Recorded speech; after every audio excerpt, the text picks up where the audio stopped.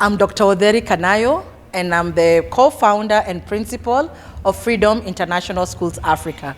We are the first Afrocentric school that has institutionalized Afrocentrism, maybe in Africa and the world, and the first IB World School that is Afrocentric.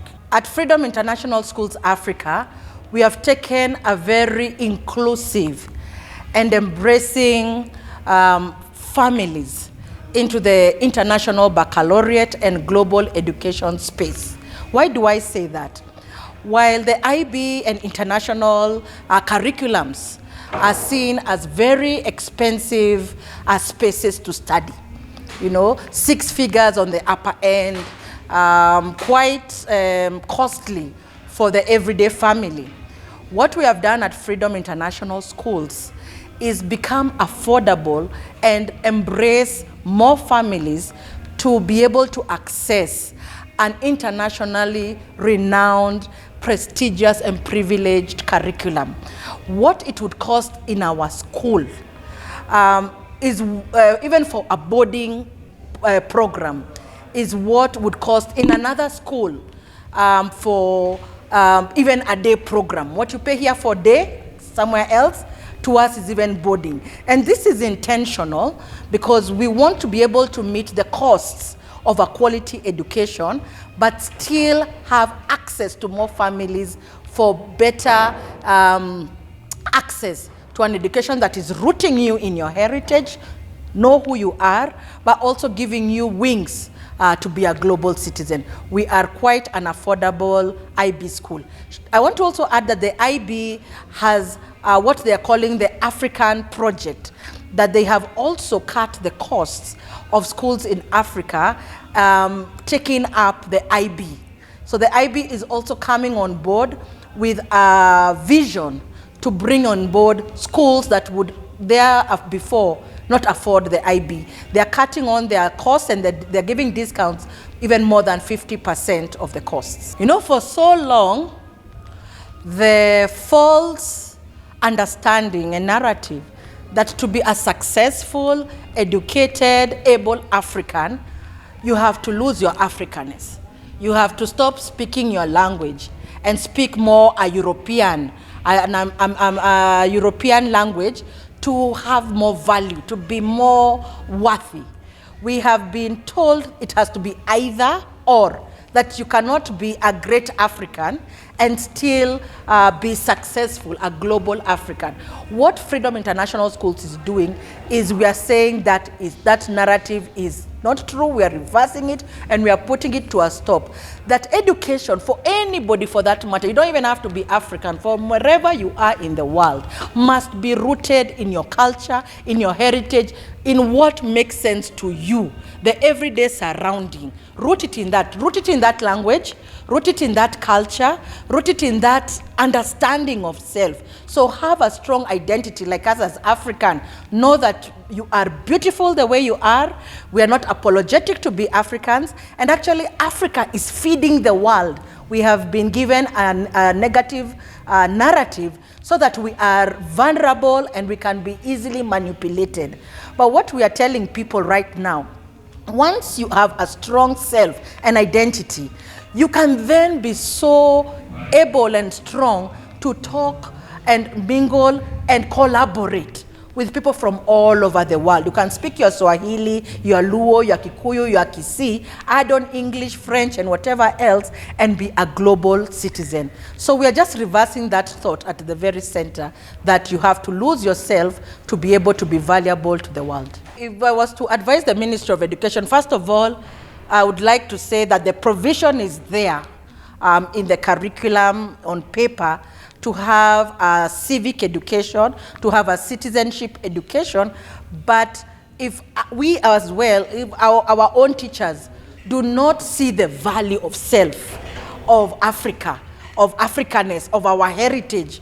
I remember even when we were starting an Afrocentric school, people were asking, is it witchcraft? Are they doing funny things? Are they doing black magic? Because the African mind has been taught to think that Africanness is dark and not good. But I want to tell the ministry, how can we collaborate to prepare teachers to bring Africa into the classroom. We are experts in that. Before we were at IB school, for 7 years, we ran a successful CBC. In fact, we won local and global awards for being an Afrocentric CBC and 844 school. Now we are on an IB platform that allows us to follow the mission and the platform of an intercultural understanding and be able to implement our ideas at a great scale.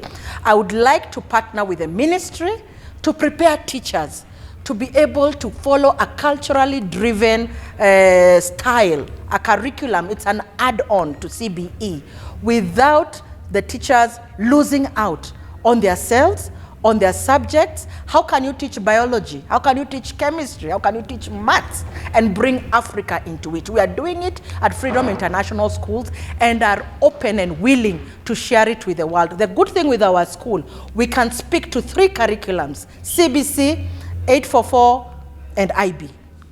My name is Oko Kanayo. I'm the director and founder of Freedom International School Africa. Today we are celebrating our MYP 5 who are graduating to the next class, the diploma class.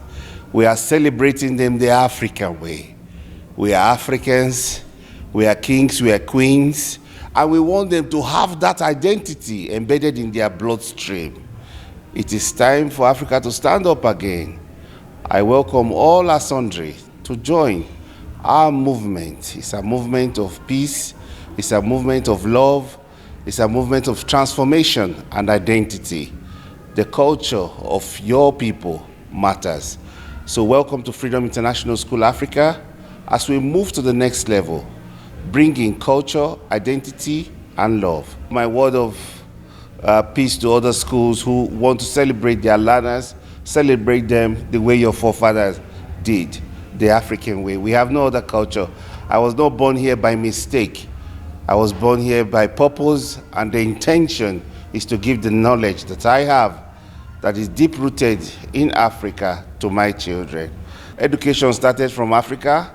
It's not a new thing. So we have the capability, we had it before, it was stolen from us, and we still can do more if we want to. Thank you very much. My name is Professor Elijah Omwenga. I'm the Vice Chancellor of the Open University of Kenya, a digital first university. I'm privileged to have spent the evening here at the ceremony of the graduates for the baccalaureate program at the Freedom Schools International, and it is one of those great moments that I feel that should be emulated by as many as possible.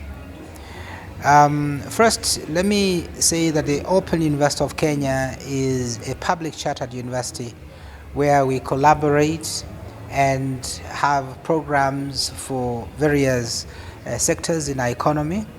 And in that collaboration, we bring on board institutions such as the Freedom Schools International. So this evening, where we are honoring the graduates of 2026, and we are calling them Queens and Kings for tomorrow, we are looking forward to having a team that is going to change the world out there. From the speeches and the skits and all the various activities that have happened this evening, I feel that we have an untapped potential among the youth in this country. These young people have demonstrated great potential in terms of integrity and what they need to do for them to nurture their future. And I feel that the country needs to talk more about such programs where young people are nurtured from the young age or from the early tender age. And if you listen to them here, 15-year-olds, explaining how they want to change the world, explaining how they have traveled a very difficult journey to where they are, you get inspired and feel that it is high time such kind of talk, such kind of visionary young people is put in the limelight, in the spotlight, so that then we can inspire as many as possible. So in terms of policy shifts, I think the international baccalaureate programs, they seem to be touching the right chord when it comes to the right education for the young people, because you could see the transformation that has happened among them, and the skits that they were giving, how they are ready for the next level of their education. It means the right education is being provided. So support is needed, and more discussion around the various options are there, not only the kind of programs we have in the mainstream primary and secondary schools in our country, but all these other options which focus on the all-round well-being of a child. Finally, in terms of collaboration, we're already having a discussion with the Freedom Schools International Africa on how the Open University of Kenya can offer its resources, library resources particularly, to help in terms of access to these many repositories that we have that can support the learning of these young people. So we continue to collaborate not only just in the library or other resources, but also even in technology. I can see one of their main areas is multilingual as well as Afrocentric approach to education.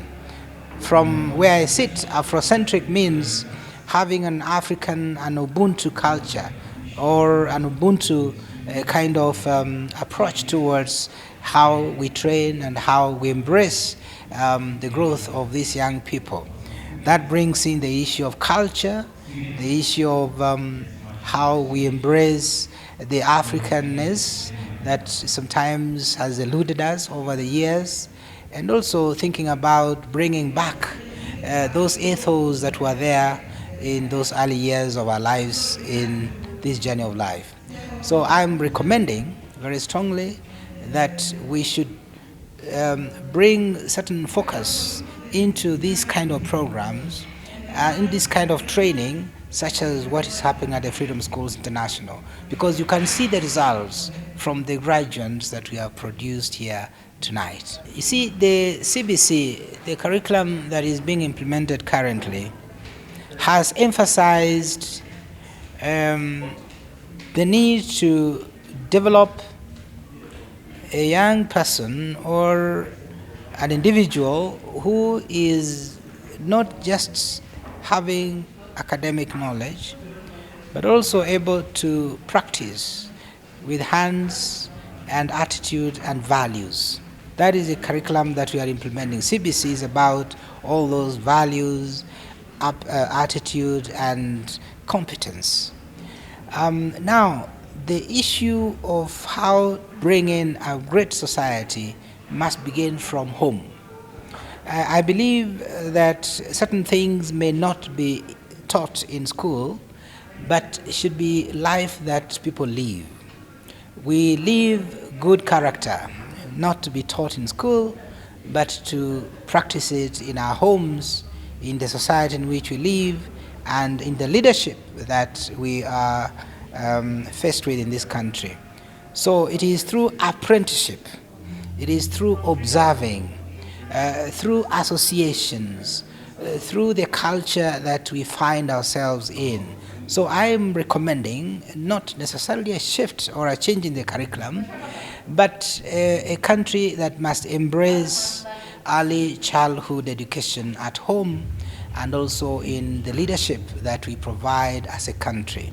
Because children at the early years learn by observing, by looking, by being in an environment that is good for them. That's the best way that we can teach our young people to embrace a good future that is of integrity and of performance.